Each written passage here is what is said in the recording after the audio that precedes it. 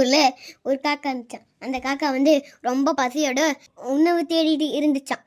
அப்பொழுது தூரத்துல ஒரு பாட்டி வர சொல்றத பார்த்துச்சான். அந்த காக்கா பாட்டி அசந்த நேரமா வடையை தூக்கிட்டு போயிடலான்னு பார்த்து அந்த பாட்டி அசந்த நேரமா பார்த்து வடையை தூக்கிடுச்சான். பாட்டி காக்காவை குச்சை வச்சுட்டு விரட்ட பார்த்தாங்க. ஆனா அதை பிடிக்கவே முடியலையாம். அந்த காக்கா தூரத்துல பறந்து போய் ஒரு மரத்து மேல உட்காந்துச்சான்.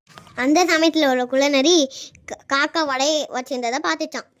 அந்த குள்ளநரிக்கு வடியோட வாசனை மூக்க தொலைக்க ஆரம்பிச்சிச்சு.